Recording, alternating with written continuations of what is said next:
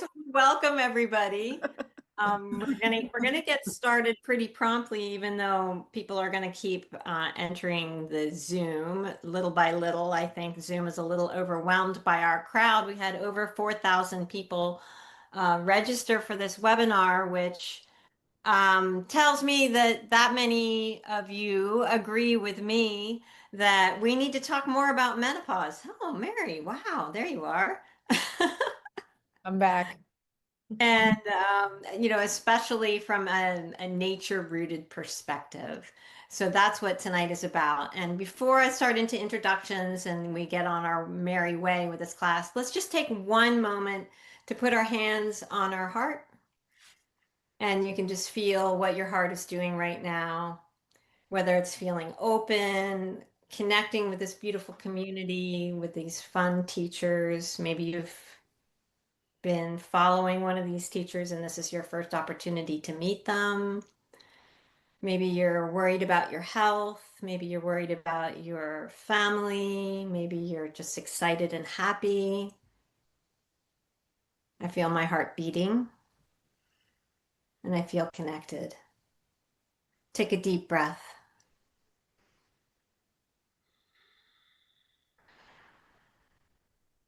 And just remember that we're all connected. That's what we're doing here, is sharing with each other our connectedness. And so while we want to laugh about menopause because it is pretty hilarious, I just want to acknowledge before we start that it can be really tough for some people more than other people, and that it's not always funny. And life and health aren't always funny, but the more we can laugh, I think the healthier we are and the more we can age gracefully. So, my name is Cara Slindrith. I am the founder and organizer of Botanic Wise. I am the creator and producer of this event. And I want to welcome everybody who is here. I want to welcome everybody who wants to understand menopause from a natural perspective. And I want to emphasize that we're creating an inclusive and supportive and sacred space here for anybody experiencing this life transition or supporting somebody through their transition or into postmenopausal years. So, what's the purpose of the event tonight? Mostly it's to listen and learn and laugh and just connect with each other to get to know the teachers of our upcoming program. That we will be talking about. It is also a chance to get a coupon for the upcoming program. And I keep wanting to call the upcoming program Wet, Wild, and Wise, but it's Hot, Wild, and Wise. Um, yeah, see, there's Kimberly laughing right away. So Kimberly's going to help us with the wet part. We could do Hot, Wet, Wild, and Wise. And then hopefully we're going to get some questions answered, but we do have a time frame and we've got a lot of teachers to showcase for you. And because of that, because we had 4,000 people submitting questions in advance of this webinar, we have created a document for you that teachers generously answered a few questions that I cherry picked that I was seeing a lot of repetitive questions. And so you have that document in your email. You'll get it again tomorrow with the replay in case you can't find it. And maybe Abby can also throw it into the chat here. But in the meantime, you're welcome to use the chat to ask questions as we go. And the teachers will help answer questions. I'll do my best if I can. A little challenge with typing today. So that's just the way my life is rolling. So are we ready to get started? Rock and roll. There we go.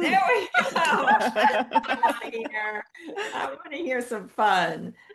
So I'm going to introduce, I'm going to introduce our first presenter, who is Melinda McDougall, who is hailing from London. And because she's in London, she might be in her pajamas because it is 11 o'clock there. So I want to give a special thanks to you, Melinda, for being willing to show up at the beginning of this. She's going to be here for a little bit, and then she's going to take care of her sleep hygiene and get herself to bed so she can work tomorrow. But Melinda is a registered medical herbalist and she specializes in natural menopause. And she runs a busy online clinic seeing patients across the UK and around the world. And we're so lucky to have her because she's got a lot of experience in one of our biggest topics of questions, which is about hormones and bioidentical hormones, that whole thing. So, Melinda, do you want to jump in?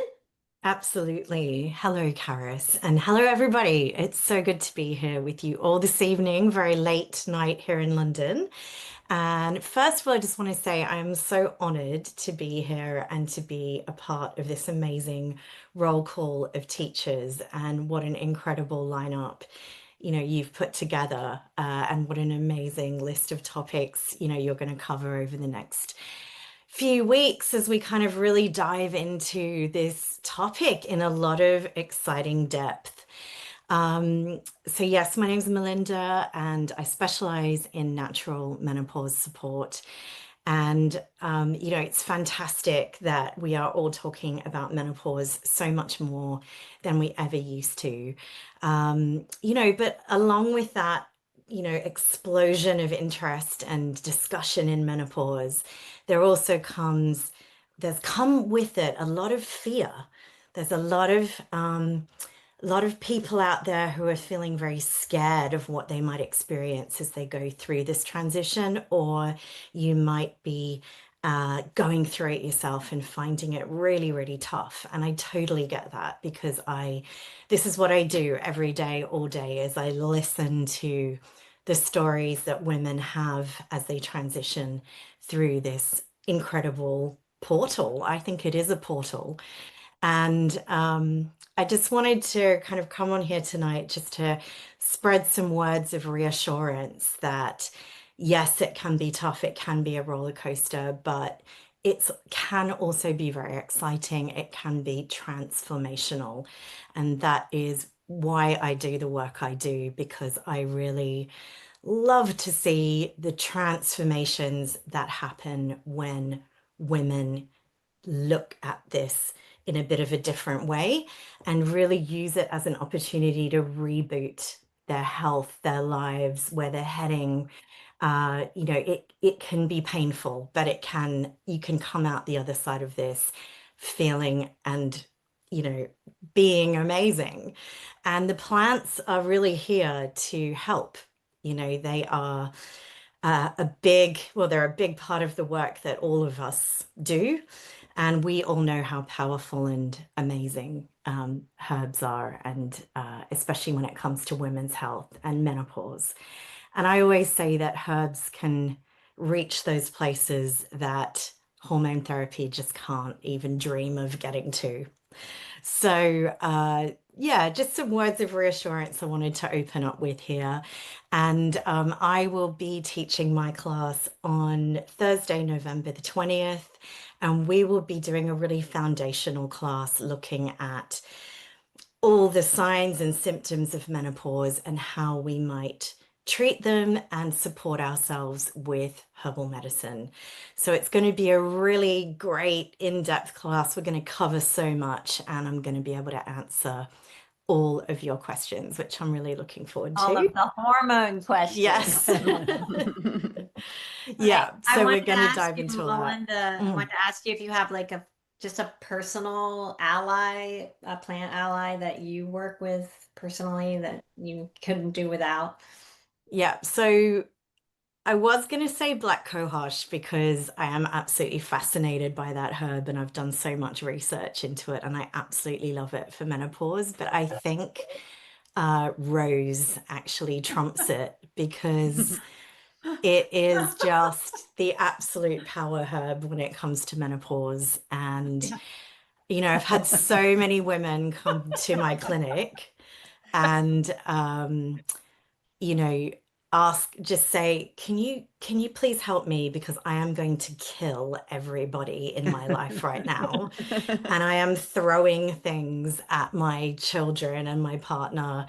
And what can I take? And rose is the incredible plant that can stop us from being the She-Hulk and to just take the edge off the rage a little bit, which, rage has its place in menopause. It definitely does. But Rose can just soften the edges of it all. So that would be my vote. So Thank well you. said. Oh my goodness. Beautiful. So yeah, come and join me in my class and you can learn more about it. Yeah. All right. So Melinda, I'm gonna excuse you from class if you would like to go to bed. And thank you again for being here for a moment. And Oh, also my for pleasure. I'm going to hang around a little bit longer. Okay, good. Oh, good, good, good. So next up, we have Miss Mary Blue. Hello. Mary is a community herbalist. She was the keynote speaker at the Women's Herbal Gathering this past September.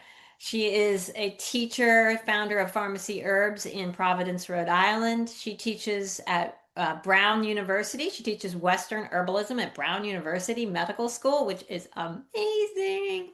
And she is the creator of the Herbal Foundation certificate program, teaching a gazillion herbalists how to be herbalists. And she's just one of my most rambunctiously fun friends. I have a really cool pair of pants for you, Mary. I'm going to show them to you later. Yay. Sweet. They're sequins. Nice. Nice. I love them. Well, thank you so much for inviting me, Karas, and hello to all my friends, old and new. And I would love to see anybody I know, like Catherine, who said hi in the chat. So please say hi to me. I am in Providence, Rhode Island. I am perimenopause or Gen X, right? Like just turned 50, right? And I've got my aging parents right through that door, and I have my teenage son right through that room. Yeah, So I got that happening too. yeah, the sandwich generation. And I think I accidentally started preparing for menopause in my 20s. Like I didn't realize that I was preparing for menopause. And that was because I started drinking red clover and nettle every single day. I did an infusion, 4 cups a day. And I've done it, with a few herbs here and there, switching based on the time of year. But those two have been with me for the last 25 years. And I will say that perimenopause, through those herbs and a few other herbs, I've been able to really reduce inflammation in my body. And that in turn has enabled me to support my endocrine system and my hormones and not have the crazy ups and downs of hot flashes or fatigue, that kind of stuff. That said, when I do participate in inflammatory acts, like today, I went to a water slide park all day with like 10, 16-year-old boys and ate pizza all day long. And it was so fun. And I know tonight I probably won't sleep as well. Right. So I've been able to really notice how inflammation affects my perimenopause. And so that's what I'm going to talk about in my class. So my class is on January 13th, and it's Fit, Fierce, and Fabulous. And I'll be going to water slide parks if you go to my class. All right. That sounds good. Class trip. Yeah. Yeah. So just talk about reducing inflammation, supporting the musculoskeletal, supporting the liver, the kidneys, and really learning how to reduce the inflammatory process to support hormone balance. And for me, it's been a game changer. And you don't have to start when you're 25. You can start now. Like I said, I accidentally started when I was 25. And unfortunately, I still get my period very regularly. I do say that. I know some of you love it, but I'm ready to be done. And I get it at very important times, like on stage, like stress, like hello hormones, or during the trial, like every time we were at the trial, I would get my period always. So anyone who knows me usually knows that I have my period when I'm around herbalists as well. So, but anyway, yeah, come find out how to reduce your inflammation and get fit, fierce, and fabulous on January 13th. Thank you. Thanks, Mary. Yeah. Next up, we have Kristin.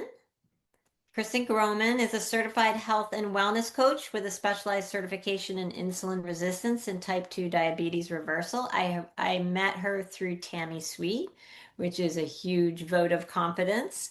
And I'm really excited to learn more about your work, Kristin. Thank you. Hi, everybody. Yeah, I'm kind of sitting here really stunned, with my heart racing a little just to be on this lineup of presenters that I admire so much, so greatly. So thank you for having me here. And Tammy, thanks for your vote of confidence. Yay. Um, um, so I don't really have like a story that Karis had kind of asked us to present because I'm sitting here feeling a little bit like Ali Sheedy in The Breakfast Club when they want to know why she's in detention and she didn't actually do anything to get there.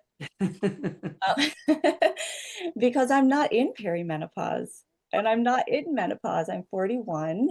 I have grown adult children and I'm a grandmother. So I have some life stage stuff that might, maybe put me there sooner, but I'm not actually there. So, but the fact that anybody can laugh about an Ali Sheedy joke tells me maybe I'm in the right place anyway, age-wise. So yeah, I don't really have a story, but I am a pro procrastinator. And to the point that I call it procrastination. So I'm trying to hold off on menopause as long as possible. I'm trying to procrastinate getting into perimenopause. And a big part of that is actually paying back what I call my metabolic debt. And that's what my class is really on.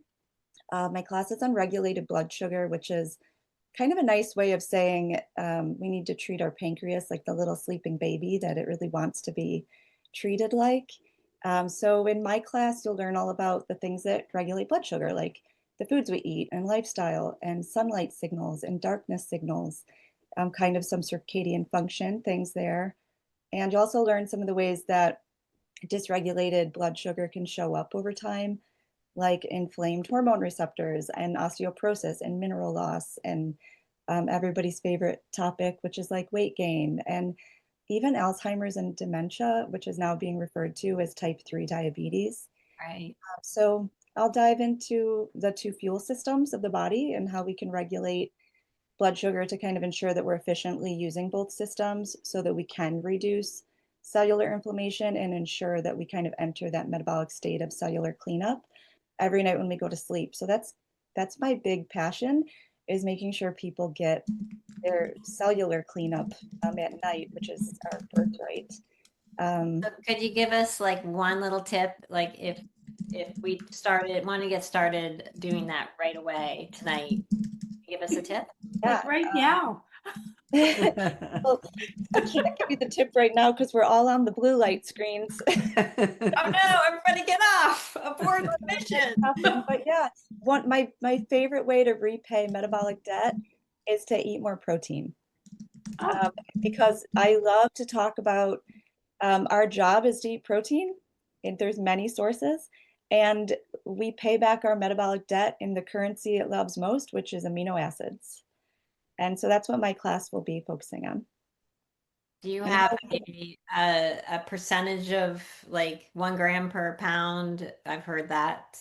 It's different for everybody, and actually, like the whole idea of everybody's body is different. From my experience, it's true. Everybody's body is different because it depends on how much debt we are in to our body, right? How much healing we really need to be doing, and that really does show me that everybody's body really is different. Mm. Thank you, Kristin. You're not going to get the answer until you go to class, Karis. We have to go to class to learn anything. Darn. Kristin's class is the first one up on Tuesday, so I'm really excited to start with that. Yeah, Get our blood sugar straight before we jump into our hormones with Melinda. Thank you. Thank you, Kristin. So Yeah, we'll follow Kristin with Tammi. Tammi is one of the most popular teachers at any conference that I have ever been to. And I adore her. She has been a friend for I don't even know how many years, but many, many years. And she loves to teach. You can tell she loves to teach. She's just, as she says, teaching is her superpower. This is how she connects with humans in a very cerebral yet humorous way. She's just got that knack for explaining difficult topics in a way that's fun, funny, and easy to understand, and you can do something with it. So yeah, see, Rosemary's saying it all right there. So Tammy, tell me a story. Okay. I'm cracking up because Karis, you sent me an email that I thought didn't have anything that I needed to do in it. And it was answer some questions. So I didn't look at it until I think yesterday. And it was hysterical because the question was, I've done everything and I wake up at 3 o'clock every night and I can't get back to sleep. And I had this moment where I was like, are you in my brain? Because I have been waking up every night at 3 o'clock and I've been trying all different kinds of things. And it was hysterical because I was like, wait, I'm confused. I don't know what's happening here. I've had COVID for 10 weeks now. And so I'm in a little brain fog. So I was just like, am I tripping? Like, I don't understand. So my story is like, I'm talking about sleep on Thursday, December 4th. And I pulled out my notes yesterday from my big long sleep class. And I realized like, oh my God, there's all this information about like just bumming people out about all the statistics about like what sleep deprivation does to us. And I've always done that in my teaching format because I always want to get people's attention. And then I'm like, I'm not going to leave you in a bad place. But I looked at the notes and I was like, okay, we're not spending so much time on all the bad things about why we need to sleep, especially when I'm talking to a room full of people that are like, dude, we are in menopause. We are not sleeping. Shut up. I could show up to class with Rose so people aren't raging at me about the fact, right? So when I did read the instructions and I did answer the question, I of course kind of answered it not as nicely as Kristin did. When I was writing to Karis, I was like, I can't answer this question. I don't know who this person is. I don't know what's happening, but I gave some herbs. But when we have class on sleep, I'm like, I love physiology. So I'm going to talk about the phases of sleep and what they're really helpful for. But then we're going to talk about what are all the tools of the trade. And many of them are lifestyle. Many of them are herbs. And if you ask every single herbalist on this panel and who are in the class right now, what are your top herbs? Everybody is going to have different herbs that they love. So we'll talk about categories and then examples of plants in that category. But that's one of the things that I love about the plants is that like who I love for sleep, may be different than Kimberly or Rachael, but it works for them. But the one thing that I am going to give a tidbit tonight is, I love, Karis, that you said that this is a portal. And like, I would say this is a rite of passage that millions of women have been going through this through our whole time on the planet. And it is a sacred time. And it's not just overnight, right? It can be 10 years. Mm-hmm. And in the context of sleep and everything that we're going to be learning, I wanted to be able to say that you're not doing it wrong, right? Like you're going to go through it. Like, I love the metaphor of a butterfly, right? When it's in that chrysalis and it's in that soup, it has no idea what it's going to be. And, it's just longer than what a butterfly is going through. And I think that, yes, we'll talk about ways to help sleep because of course it's horrible if you're not sleeping, but it's also an altered state. Mm-hmm. And we're not supposed to be going to work and doing the same things. Like we are birthing our wise woman self. And so lack of sleep is a way to get to an altered state that is going to allow us to be open to different energies, different information, different ways of moving around, moving through the world. So I just want you to know that I know that, but we are going to talk about ways to sleep. And if you make me pick one herb that helps with sleep, it's kava.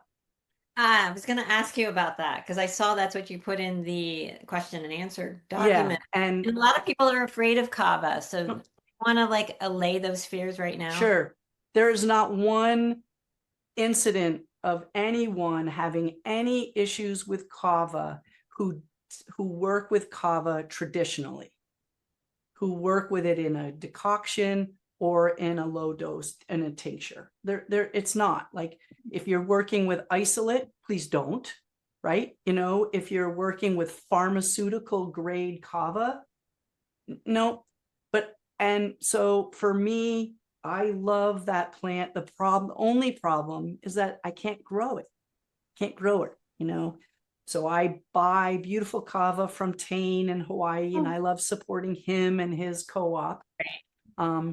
And I just saw somebody say kava over time. When we're trying to get help with sleep, this is not your new anti-inflammatory herb that you're going to take forever. This is, we're trying to just help us get through a period of not sleeping, right? So anytime I'm talking about herbs with sleep, it's like, this is not for the rest of your life. So we're not going to have that issue with long-term anything. Like people want to say, I really like cannabis for sleep. And I'm like, you know what? Use it like episodic. Anyway, so I love kava because it increases every phase of sleep, which we'll talk about on December. And I'm just going to plant this seed. It also has been shown to increase sleep spindles, which are really crucial for deep sleep. And that's what as we tend to age, we lose the ability to generate these sleep spindles, which help us stay in deep non-REM sleep.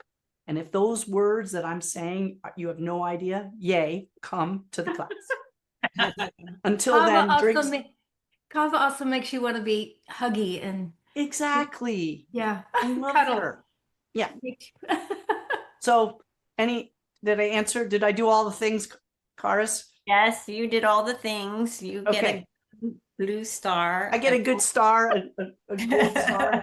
You can see why we all love Tammi so much. And I'll say my favorite sleep herb is Tammy's gummies, which are made from her favorite plant. And that half of one of those little small ones works for me like a charm. It's just my thing. The little green ones? The little green gummies? Yes, Pema, who is my favorite teacher of meditation also. So that's what she named it, because we all need to chill out a little bit now and then. And yeah. Can I tell you something interesting? Yeah. So I have my little Koros watch where I only wear it at night now to collect data. But, you know, I make this sleep tincture, this sleep gummy with cannabis. There's information. Anyway, I won't go into all the details, but I've been tracking the different herbs that I take at night to see if they're helping with non-REM or deep non-REM. I'm totally geeking out. That is exciting. Yes. All right, and carry on. I know Chanchal's favorite sleep herb, and she's going to be up next, so I'll let her share that. But actually, Chanchal, you shared your favorite sleep herb in the Building Resilience course. I think it was Building Resilience, and the way you make the tea. And I've done that, and it's just unbelievable for me as well. But so let's jump to Chanchal. Chanchal, welcome. Chanchal is a teacher on our Botanicwise platform. She's taught 2 programs, one on holistic cancer care and one on phytotherapy. She's a medical herbalist with a very busy waiting list clinical practice focused on holistic cancer care. And she is just a dear friend of mine as well. We've just grown very fond of each other. We hope to go to Greece together someday. Chanchal, welcome. Thank you. Welcome, everybody. So I hate kava. I never take kava. I never give kava. I only got kava in my clinic because people wanted kava. For me, I could, if I want palpitations, if I want an anxiety attack, if I want to stay up till 3 a.m., I would take kava. It has a complete paradoxical effect, and I hate kava. Just saying. So Tammi, I don't know what memo you got. I don't know what memo you all got, but I got a different memo apparently, because I was told this was a menopause panel of hilarity. So 1 minute while I don my attire. Now we're talking. I was also told to wear a hat. Yes. I don't know if you can see that. It has peacock feathers and all kinds of things. So, the hot flash queen. There once was a woman, that's me, whose hormones said time to be free. They left in a huff, said, you've had enough, and now I'm hot as a furnace, you see. No cycles, no cramps, no regret, no filters, no shame, no coquette. I'm fierce, 60 plus, still raising a fuss, and honey, I'm not finished yet. I'm moody, I'm mouthy, I swear, but damn it, I've still got that flair. My hormones may fade, but hooray, I am made a goddess who just doesn't care. So here's women who burn, who've lived long enough to learn. We're fierce, we're divine, we're hot by design, and baby, it's finally our turn. Oh, bravo. Finally, some hilarity nuts here. This is great. Finally, somebody read the memo. Chanchal always does her homework. But I gotta tell you, true confessions, that was AI.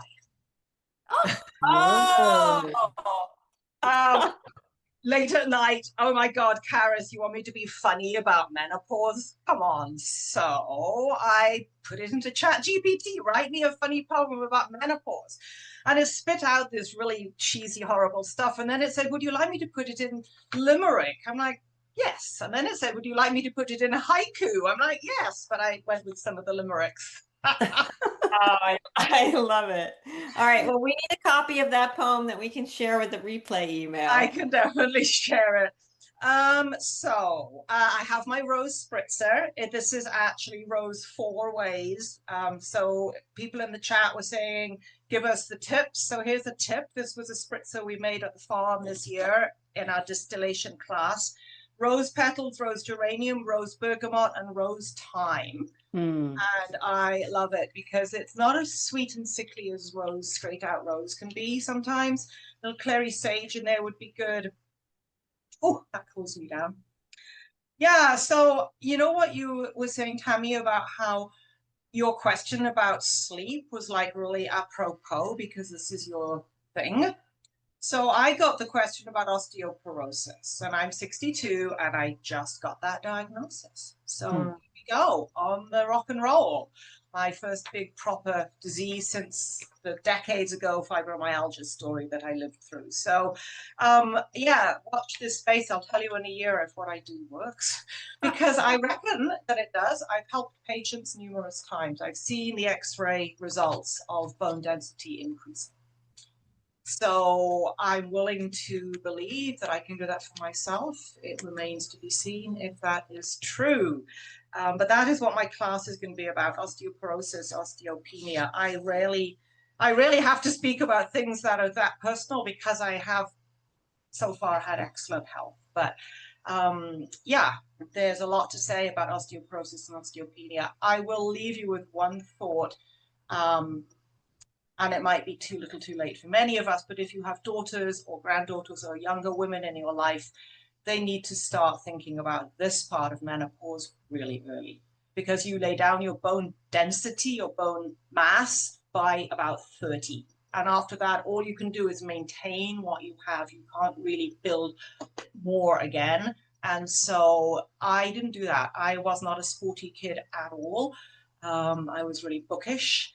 And I had an eating disorder, so I didn't get enough protein or anything else for that matter in my late teens and early 20s. And so I can see now that that has had an impact today.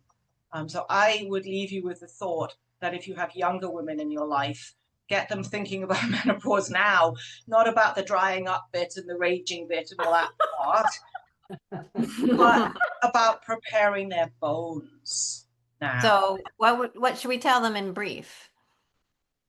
Weight-bearing exercise, calcium, minerals, good minerals and weight-bearing exercise, really. Protein, but yeah. Diet and exercise. Whoa, what a radical thought. I think I'll stop there. You know, Mary Blue had this when she was talking about from the time she was in her early 20s of drinking nettle tea every day, like quarts of it. She told me one time that she's had no trouble with her teeth or bones or anything. So, right, just like all those minerals have really made a difference in. Yeah. I've never had a cavity. Wow. And it was all by accident. Nettle just was like called to me and I started drinking it every day and I felt better. So, I mean, I'm 50 now. We'll see how it goes over the next 20 years, but so far so good. But yeah, and lots of protein, anti-inflammatory foods, but yeah, diet, exercise. When in doubt, Yeah. use nettles. Yeah. Nettle. And I get the same reaction from kava too, Chanchal. I get elevated heart rate. Like when we take it at the IHS, like I'm awake all night. Like I don't even drink it at the kava thing anymore because it keeps me up. Oh, and you're going to share, Chanchal, you're going to share the herb that I didn't. Oh, yes, my herb of choice. I'm actually really distraught because I actually ran out last night and my dispensaries had a hard time finding a supply, which is chamomile. Can you believe it? Right now, we're literally out of chamomile. I'm gutted. Yeah, I've been drinking chamomile, super strength chamomile every night for a few decades now. And it does look like black tea, almost coffee when I pour it out. And a cup of that, I sometimes can't drink it before I'm falling asleep. Yeah, I love chamomile because it's so neuroprotective. You know, we think of it as sort of a belly tea and calming, but it does some amazing things to protect our brain and nerves as well as, and maybe that's part of what is the sleep component for it too, is just supporting our nervous system. German chamomile, I'm seeing a question in chat. German chamomile, it's a bit less acrid than the Roman. They're both bitter, but the Roman is kind of more acrid and it's more the traditional one. And yeah, lots of it. I love this is one of the wonderful things about having a panel of people and different herbalists teaching together, because it's so important to realize that, you know, we all have different reactions. They see general ways that herbs work, but us as individuals are drawn to certain plants and they work differently on us. So it's hard to get that when you're just studying or hearing from one teacher. But, you know, when you get to hear from lots of teachers, then you get to find your way through it all. Yeah. I love that. I'm a kava girl, so and a chamomile girl, and a nettle and red clover girl. So. Well, we know you. You're the girl of all the herbs. Yeah, you're the Rosemary is. You go on my memory of Rosemary going on a walk. This is my favorite herb, and then this is my favorite herb. Oh, and this is my favorite herb. So true. They're all favorites. Just like all the cats in your life. Yeah. And people too. Yeah, collector of people. So let's move on to Dr. Rosita Arvigo. Oh, Rosita. Yes. Hi, everybody. I'm here from sitting in Belize in Central America, where I don't know what your weather is like. Some of you are in warm weather, but we had a beautiful, rainy, gorgeous, cloudy day at 75 degrees. And my particular story about going into menopause, first of all, I'm 84 now. So I've been in this game for 34 years. I remember it started at 50, like most people. And like most people, sleep was difficult. And I was sleeping in a one of our early houses on our tropical homestead that we started from high bush on a second-story house. And in the middle of the night, I'm tossing and turning, trying to get back to sleep, and I had a dream. So in this dream, I see a straw coming out of my mouth, goes out the window, down the wall, into the garden where the comfrey bed was. So easy fix. So every single day I took a small leaf of comfrey right from the bed, chewed it up, and so taken, so done. It was really, really a very big help. After years go by, now what I do is I take every single day, I eat or drink, it's callaloo here, the Amaranthus retroflexus.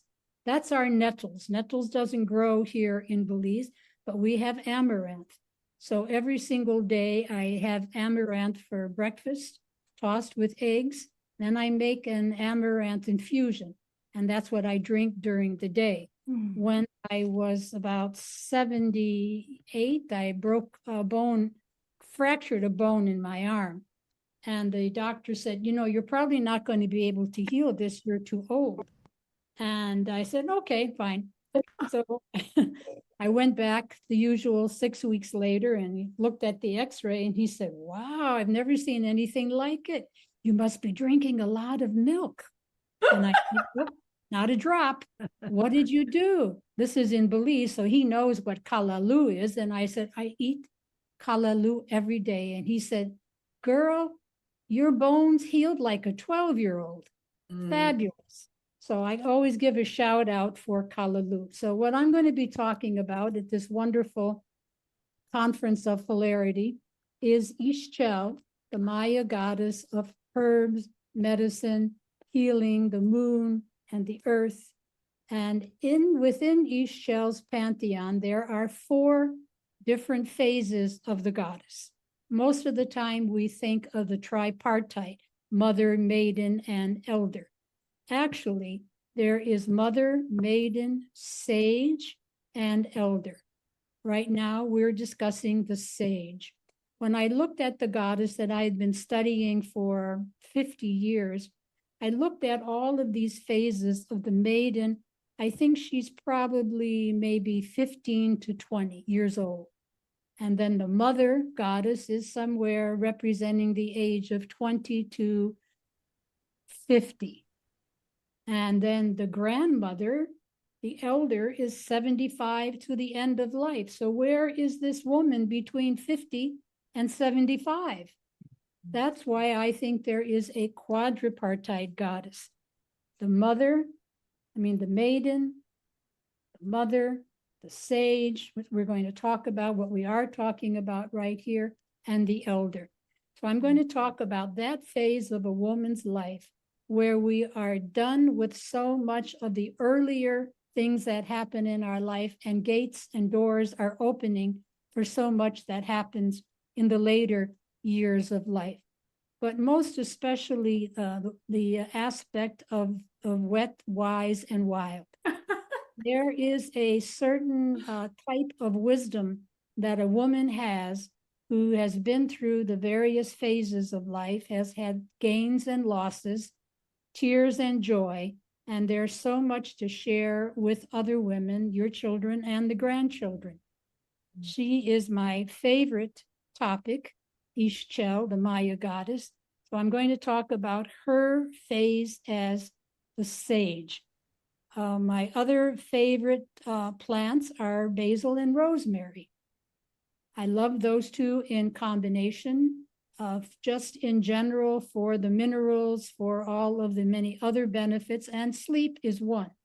But I will say that I have not yet completely conquered the sleep issue, but I have found certain things help. To me, the most important is not to go to bed with the full tummy. Never eat late at night. Actually, after 4 o'clock, done. No more solid food. And if I stick to that, then I am definitely having a great night's sleep, sometimes as much as 7 to 9 hours, straight on through. It's not always possible, but when it is possible, there is no doubt that you notice the difference. And now if I wake up, my philosophy is surrender. I have my cell phone close by, and I turn it on and I listen to podcasts with the lights off and the screen on dark. And I have learned so much. It has been a joy to me now. I studied Carl Jung. Alan Watts is hilarious, and Edgar Casey's got so much to say. And if I don't feel like a podcast, I pray, breathe, and meditate. I also want to put a shout out for breathing. Deep breathing is so important for elderly.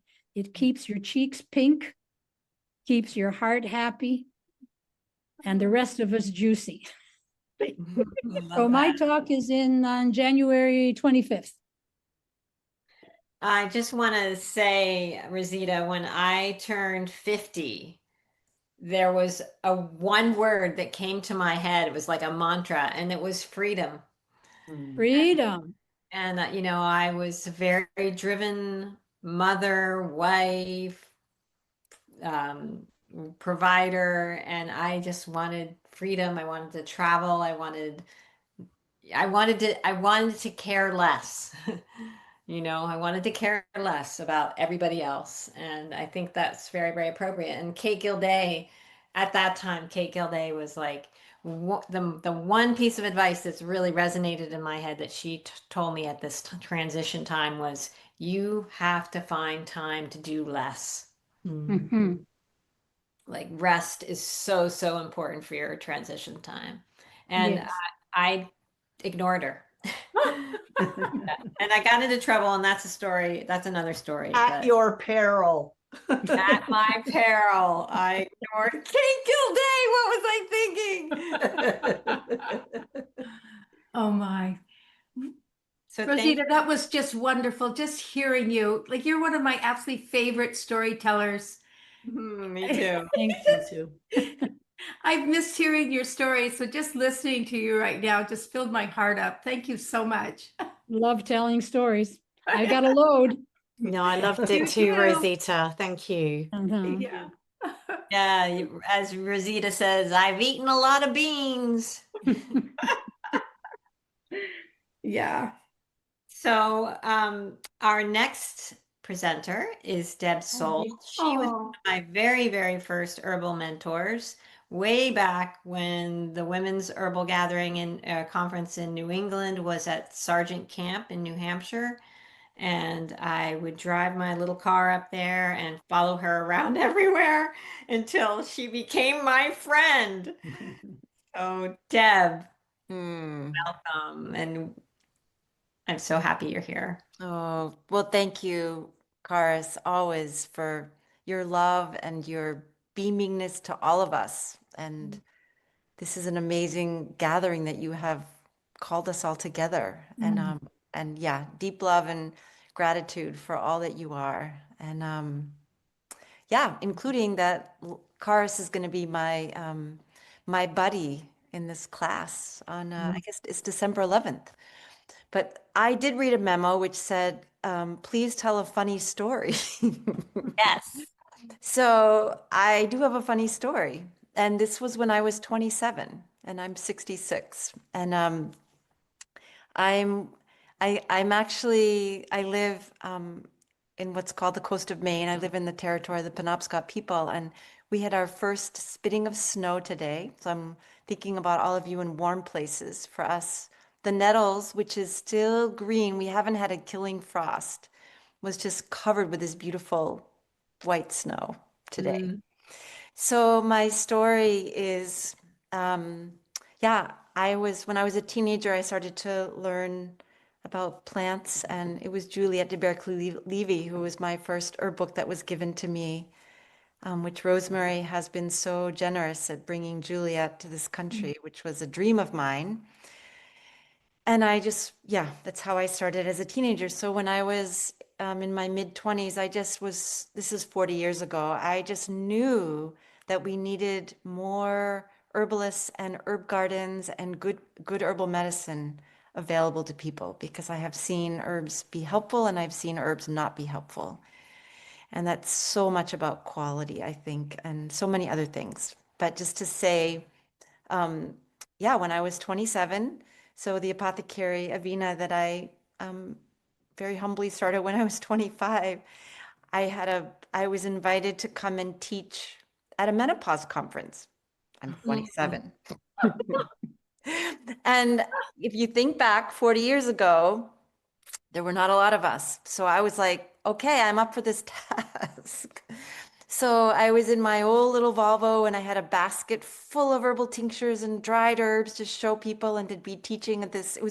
We still have this incredible feminist women's health center in Bangor, Maine, called the Mabel Wadsworth Women's Health Center. It's done amazing work for over 40 years. And thank goodness they're still there. So I'm driving, it's about an hour and a half, and I'm like maybe halfway through, and all of a sudden, I'm like, wow, it's like Mary Blue. I'm starting to bleed. I'm like, whoa, okay, I guess I'm going to pull over here and get something to help me here. So I pull over and I go to get back in my car and it will not start.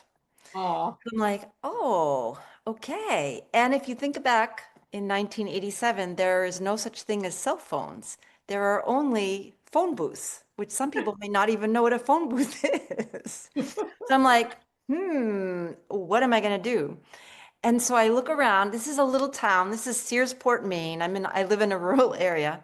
And I see this Volkswagen Beetle, if anybody remembers Volkswagen Beetles, and an older woman who's probably in her like mid 70s, late 70s. And so I guess I was much bolder when I'm 27 than I am today. I like went running over to her and I said, "Are you by any chance going to Bangor, Maine?" And she goes, "Yeah." I'm like, "Can I have a ride?" And so she goes, "Yeah." So I went and grabbed my basket and I get in her car and she looks at me and she's like, "What are you up to? What is this in your basket?" And I said, "Oh, I'm going to teach at a women's herb conference. I'm going to go teach about herbs for menopause." And this woman looked at me and she said, "Honey, what does a girl your age know about menopause?" And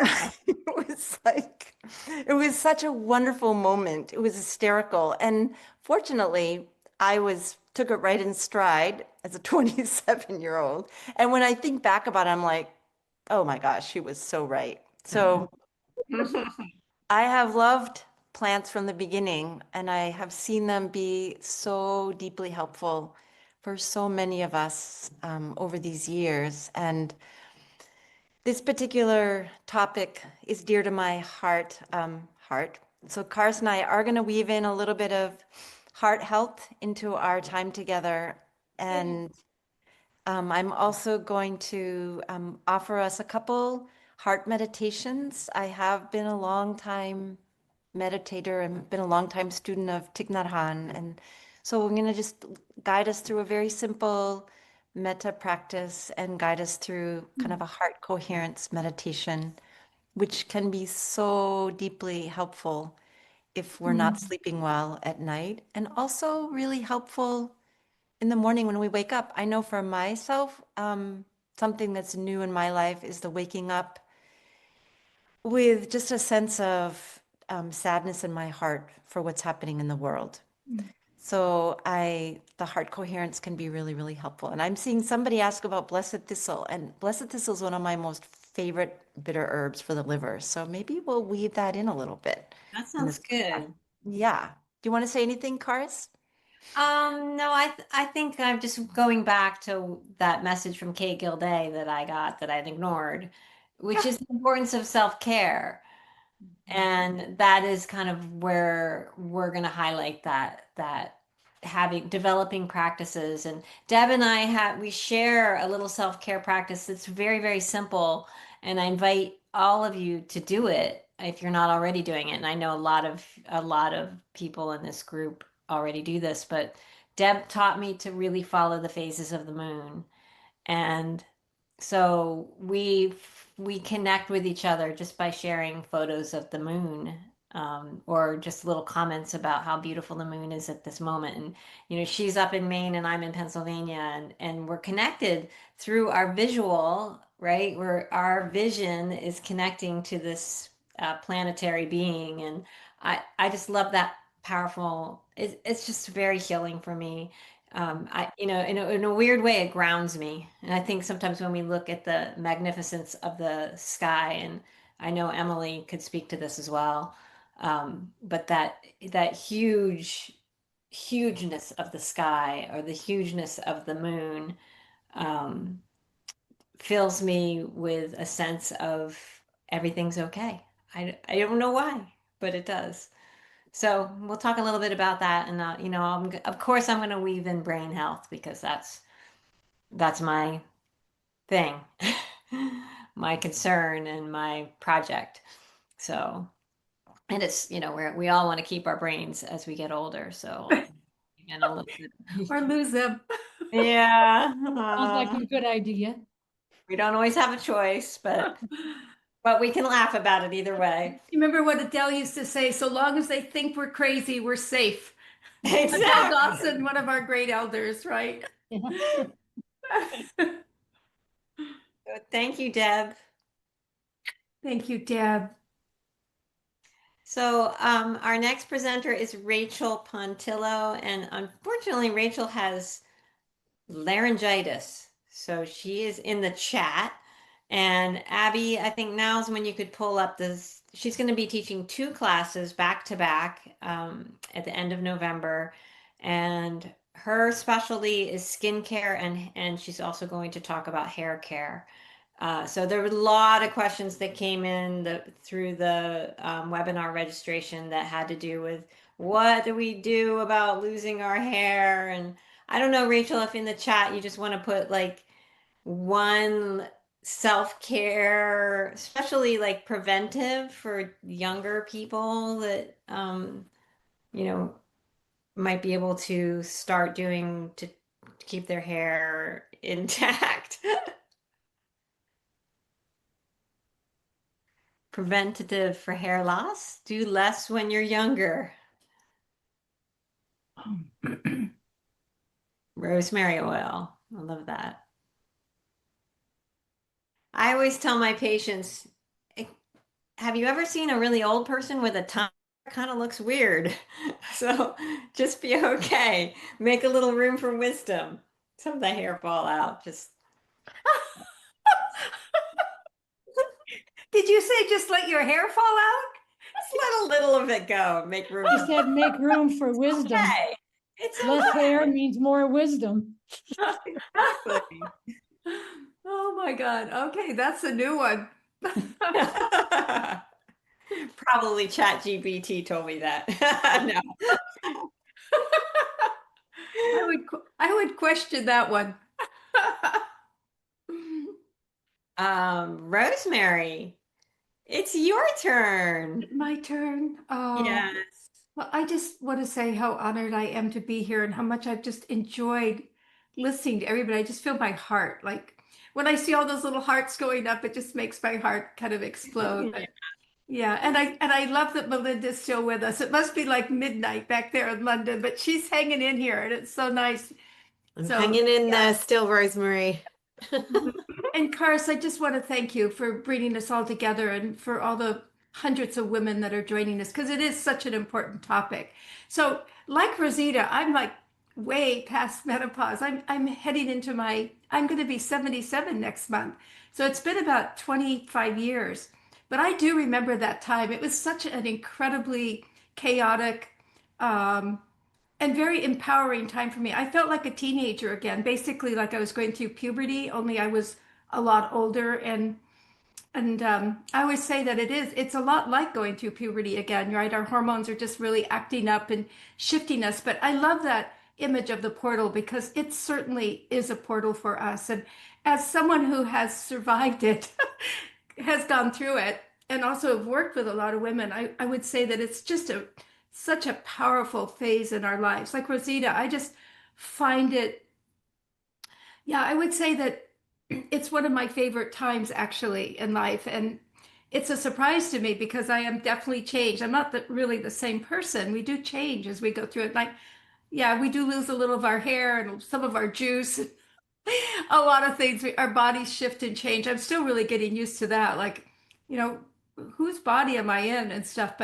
But the gifts that come with it are worth it all. So I did read my memo and it did say a story, and I thought of a story that I wanted to share with you. And it was like when I first started going through menopause, I was dating this really sweet guy who's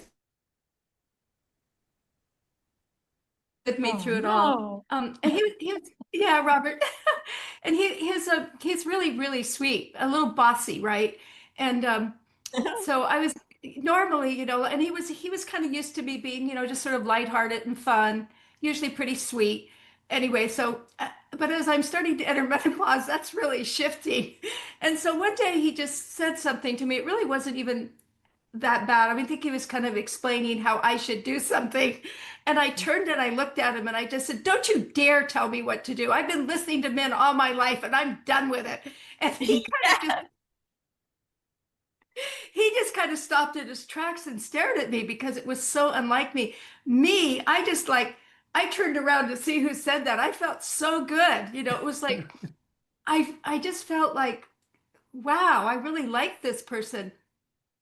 And that's how I kind of was for about the next 5 years. I was sort of irritated by everything.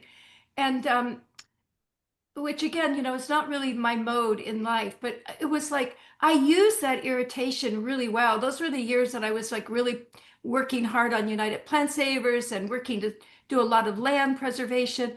It really moved, worked me. And it, I kind of like that energy because it's not who I usually am. So I just kind of got empowered by it, and kind of used it as like somebody was saying earlier, like anger can be a really good thing.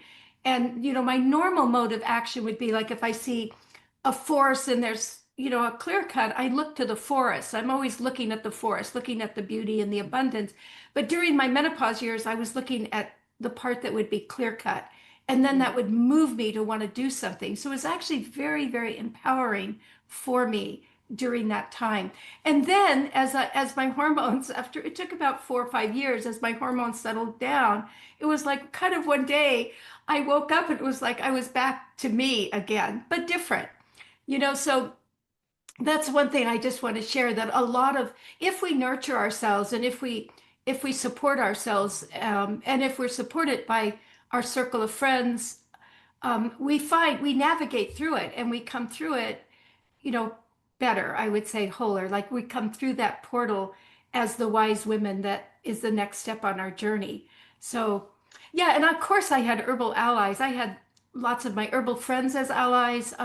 When I was teaching, when Deb was telling that story, it reminded me of something very similar that happened to me when I was still living in California. So I was in my either late 20s or early 30s when I was asked to teach at a menopause workshop. And I do remember thinking, like, what do I know? But I'm going to learn a lot, right?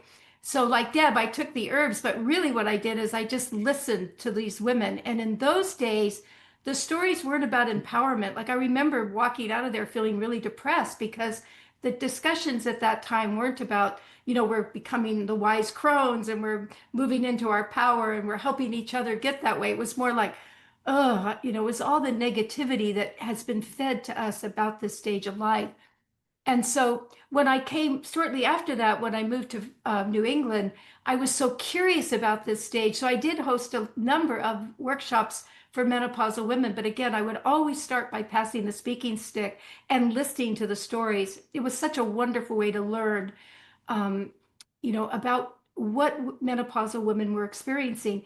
And that helped me on my journey. So that's one of the things I think that we'll be all weaving together is our stories, and all of our stories help one another. They help us realize, oh, we're not alone here. And these are things that, other people are experiencing, and there's steps to help us. So definitely the plants have also been my allies. And I think one of my favorite herbs during those years was sage. I drank a lot of sage, and not so much because I had hot flashes, but because I love the way it made me feel so grounded. And I oftentimes would mix it with motherwort. It just was such a great combination. And then sometimes I take sage and motherwort and the milky oats because I found milky oats to be so restorative. And they also kind of make you feel juicy. That's one thing I do want to share. It's like, with that hot, wet that Karis keeps coming up with, is that it's one of the things that a lot of women, and it happened for me too, where I did get drier and it made sex not nearly as much fun as it normally is. But that also changed as I moved through it. I found I got juicy again, So I think a lot of it has to do with how we support and nourish ourselves. I think that's a really big key. And also, I think when we look at all the symptoms that happen, all these signals that are telling us that there's big changes going on, when we look at those symptoms, like, in a more positive way rather than always negatively, like just for instance, when Cara said, sometimes it's good to lose the hair, like just let it go. It's like a shedding, of course we don't want to lose our hair, but it's shedding, it's releasing.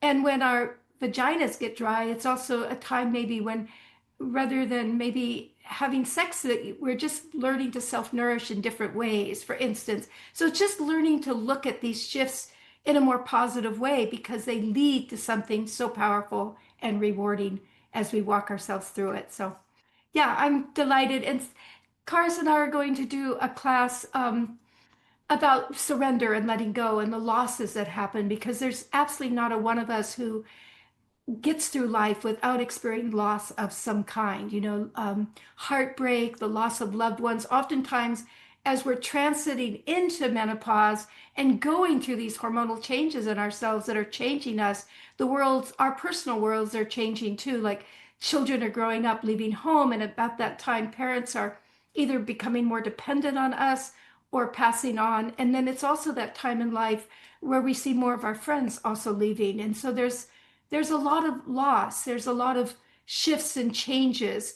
There's a transition sometimes that happens with people who women who haven't had children, and that opportunity to have children is now past, and that signals a big loss. And for some women, there's actually women who when their cycles end, there's a huge sense of loss around their cycles leaving. I was not one of those women. Oh my God, I was so happy when my period stopped. No more thinking about getting pregnant, no more blood. Yuck. I liked my period, but I was really glad to see it go. But when I would listen to those women in those circles, I definitely would hear those stories of that sense of loss, especially for women who had struggled to make friends with their cycles. It was like, oh my God, I'm finally friends with it, and now it's gone, you know? So yeah, so many great lessons. So Cars and I are going to do a class together on just ways that, creating a safe place for us to hold those losses that we've all experienced, and then ways that we can really lift ourselves up. Like, how is it that we pull ourselves up from grief and depression and loss? That, as I said, is invariable for all of us. So Yeah, as we age, physically, we're going to experience loss, from our period to our bones to our muscle strength to our mobility, and some do this faster than others. And so, we have human law. I just feel like there isn't enough conversation about, here you are, you're going through this transition, which is hard enough. And then your parents are sick and dying. You're taking care of your parents, you're taking care of your teenage children. It's so hard. And then if something goes awry with your health, in addition to just the natural process of menopause, which is the case for me, yay, I don't have my period anymore. I had horrible periods all my life, which I now know is because of low dopamine. And then I got, through menopause and got slapped with Parkinson's. So Rosemary and I are going to share how we faced our losses, our personal losses, with resilience and joy, even, and connection and recipes. We're going to share some recipes and practices to help you through that time. So that early morning, Deb was talking about waking up in that early morning with sadness, and for me, I went through, especially following my diagnosis, morning is my favorite time. I love the promise of the day. And I was waking up early morning with anxiety, like unbelievable anxiety about my health. And so I'd like to share, how I worked through that, and back to loving my mornings again. So that's going to be a very special offering, and that's I think it's December 18th that we're getting together right before the solstice. I thought that would be a really nice time to, come into the darkest day of the year, at least in our hemisphere. So thank you, Rosemary, for being willing to share with me. Oh, absolutely, honey, always. So yeah, thank you. And we didn't do the toothpaste story. that's another time. But I did want to just end by a quote with Margaret Mead. She said that the most powerful women in the world are women of menopause years.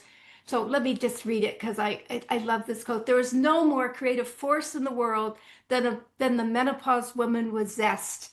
Margaret Mead. I love that quote. So yeah. Beautiful. So Emily, are you still with us here? Yeah. Hi, everyone. And thanks, everyone, for staying with us or watching this on the replay. And Rosemary, that was so beautiful. And Cars, thanks for welcoming us all into this circle. And Abby and Emma for holding down all the gadgets and widgets behind the scenes that allow us to create this magical sacred space across so many different time zones and places. I'm Emily Ruff. I'm so happy to be here, and I will be teaching on December 9th about blooming through change and a discussion focused on how flower essences can support our emotional harmony and radiance through the menopausal journey. And like many of you have shared, I think there's so much for us to explore just with the physical symptoms and our bodily health and wellness through this time of transition. And yeah, I think for many of us, the challenges that are really some of the hardest are the emotional ones, loss and just change and grief and letting go and, finding our identities again. And what does it mean to be a caregiver and pour out for so many decades and then kind of reel that back in. And so if you've taken some of my prior classes with Karis, you know that rescue remedy and flower essences are just an invaluable tool in my toolkit as an herbalist, to just really help us navigate mood swings and shifts in identity and sort of move into what I really love Rosita talking about, that sage phase or that wisdom keeper phase of life, and cultivate some emotional resilience.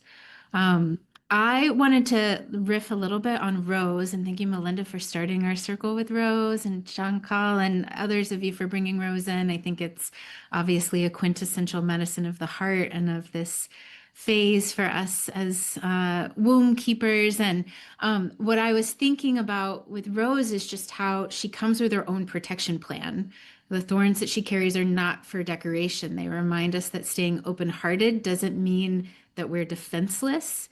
Rose brings this reminder of the paradox of cooling and soothing hot flashes and inflammation and opening our heart, but Rose is literally astringent. She knows how to hold boundaries. And in menopause, I feel like that's one of those lessons that's so central to the process.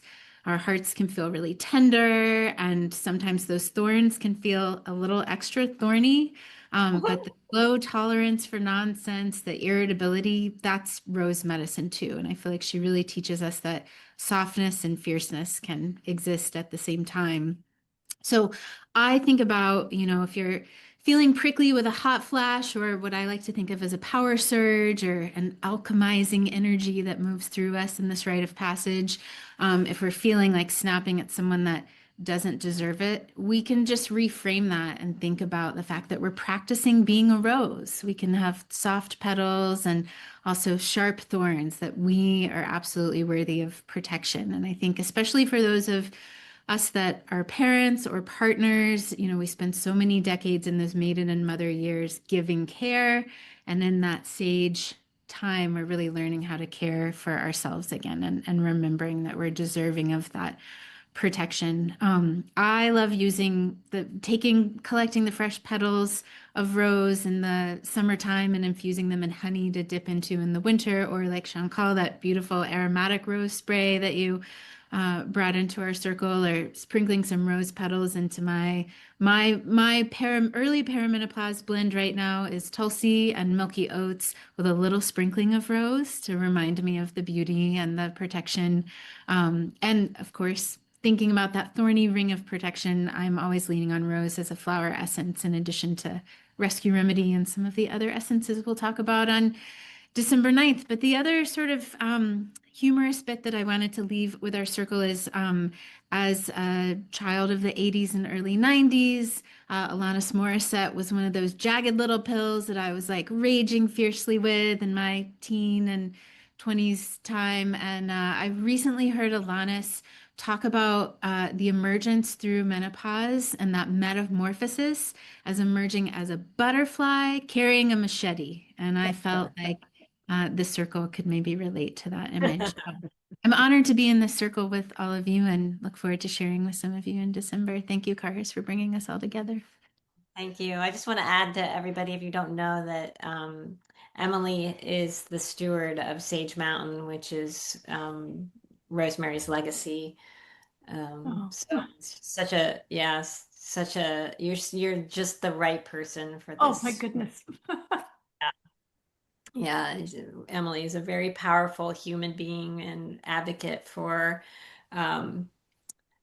those who are more vulnerable, whether they're human or animal or plant.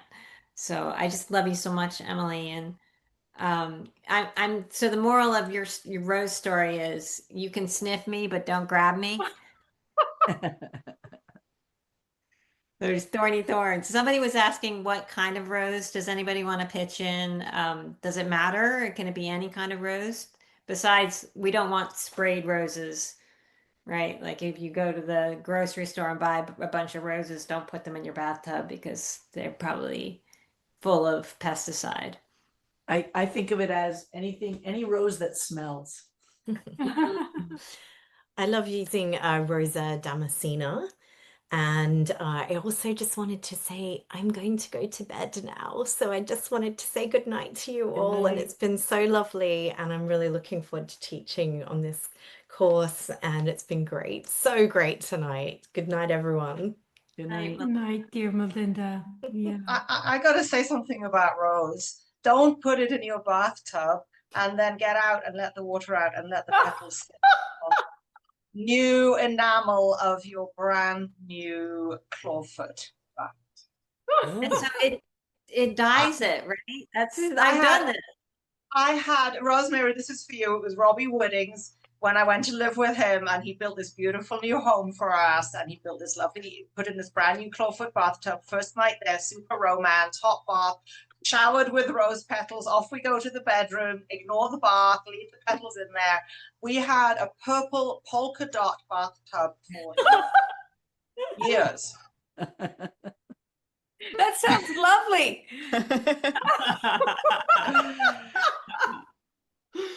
Oh my God, that's a good story. Yes, it is. I thought you were going to talk about the drain, because what happens when you let all those herbs go down the drain, then you have to pay a big plumbing bill. Yeah, that was oatmeal for me. That was porridge in my plumbing, and the plumber was just like, "What are you doing, putting oatmeal down your bathtub?" Oh my goodness. Oh, it's beautiful.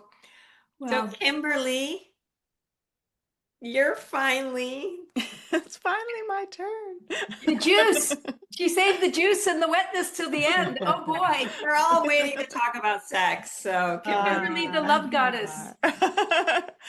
Well, I'm so honored to be here with all of you amazing herbal teachers. And Chanchal, I don't have a fun hat, but I did get this awesome shirt from my friend.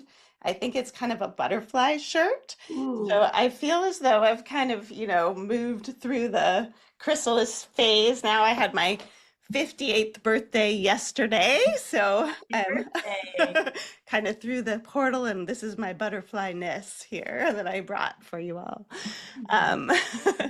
Yeah, so I thought that I would share about my flirtation and love affair with Damiana. Which is a plant that I started learning about when I was writing my book, which is Aphrodisiac, the Herbal Path to Healthy Sexual Fulfillment and Vital Living. And part of writing that book was really thinking about aphrodisiacs and what makes an herb an aphrodisiac. And I think, there's kind of this myth in our culture that you can get these exotic herbs and mix them in just the right way, and then you could give them to someone you're crushing on, and then they'll want to have sex with you, right? This is kind of a thought about what aphrodisiac plants are. And as I was researching the book, I was like, oh, you know what? The herbs are so much more powerful when we use them in our own bodies for our own sexual health and empowerment. And so that's kind of what this exploration has been about for me. And as I was researching, I gathered a group of people together. And the way that I researched the book was that we would experiment with one plant each month and then share stories with each other about how that plant worked for us in our bodies. So it was a very experiential research project and super fun year of just playing with sexuality and herbs. And I was actually in menopause, in perimenopause during the time I was writing this book. So it's all very relevant to, my explorations are very relevant to this moment. And so one of my participants was saying, oh, I made this Damiana infusion. And she was really loving drinking this infusion of Damiana. And I think of Damiana as a pretty strong herb. And so I was like, wow, an infusion of Damiana. I don't know if I would have thought to do that, but I thought I'm going to try it. So I made this very strong Damiana tea, and I was sitting out in my garden when I drank it. And it was just this amazing experience of dropping completely out of my thinking mind and down into my sensual body. So that's kind of one of the things that Damiana really does for me, is it takes me into this embodied sensual place. And I experimented with Damiana in some different ways during the writing of the book. I made a Damiana kava bath. I do like kava. Kava is one of the ones that works well for me. And that bath put me into this place of like complete relaxation and surrender. And you can do this with just Damiana and it works just as well. So if kava's not your herb, you can play with an infusion of Damiana in the bath, and it's really, really beautiful. I called it the cosmic surrender bath because it takes you to this place of pretty deep surrender.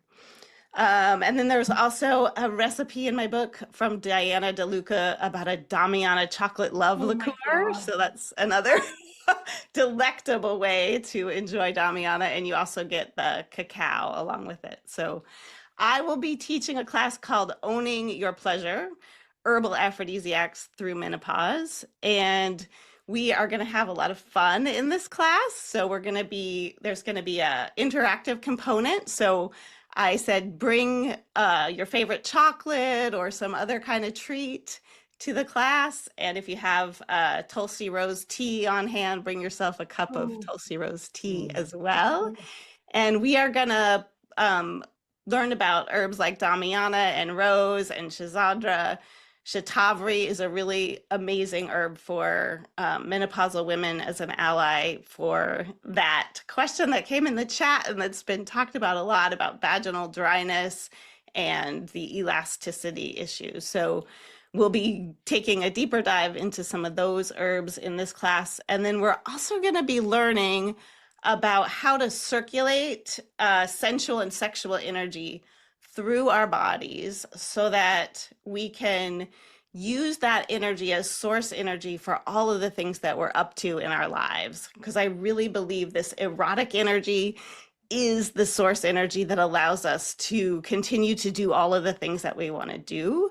And so we'll look at how the herbs can help us to create and maintain a flow of that energy into our elder years, because one of the things that I notice in this culture is that there's not a lot of listening for elder women. It's like we're kind of not useful anymore, and it's so not true. Like we have so much wisdom and so much to offer. And so cultivating this flow of erotic energy is really going to help us continue to bring our wisdom to our communities and to the earth.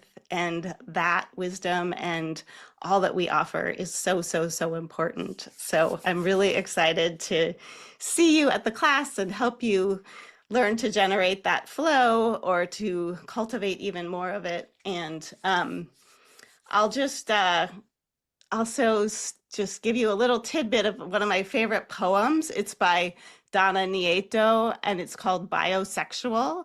And if you come to the class, you'll get the full version. But she says, I think I'm biosexual. Flowers turn me on. I have eco-erotic thoughts. spots.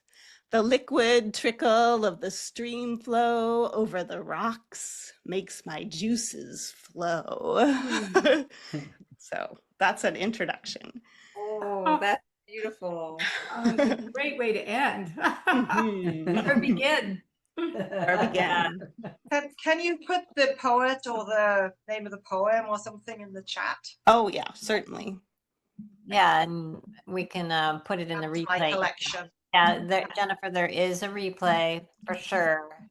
Everybody will get a copy of that tomorrow when Abby gets it all together. We'll send it off with a little email. We'll put the poetry, the chat GPT poetry, and this poetry, and some other fun little tidbits for you all, as well as the copy of the Q&A that we did. So before all the teachers leave, I'm gonna throw up a slide about the program if you haven't looked at it already, and offer the coupon. But before, oh yeah, she's already doing it. Well, while she's doing that, you can read that and take notes. But I did want to ask a question of the whole group, because this question made my heart just feel so compassionate for this person who wrote, I have an irrational fear that when my period stops, that I will basically just dry and shrivel up and no longer be sexy. I just recently learned that my inner labia will disappear and be absorbed into my body. I'm mourning my last days of being a fertile woman. Once, yeah, basically asking, is this labia thing really a thing? Do you really absorb your labia back into your body? So Wait, let me check. We're all looking now. I don't think so. Let me just looking down. let me just jump in here. You don't absorb your labia back into your body. But what does happen is that there's fat in there that is estrogen dependent. And so it diminishes. But so technically, yeah, you're gonna like absorb some of that fat, but you still have them. They're just little. They're little labia.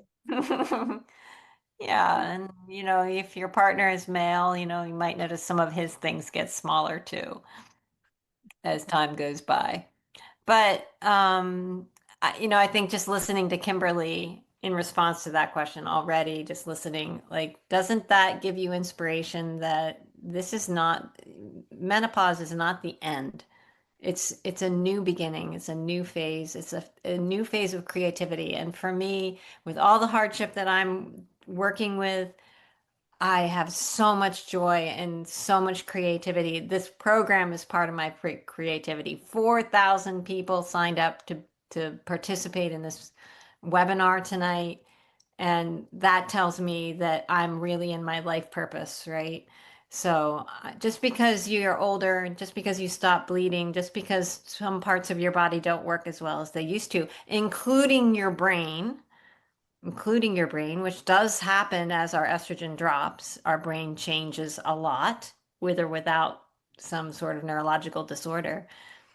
We are still valuable, lovely, juicy, wonderful humans with a purpose to bring healing to this planet. So, yeah.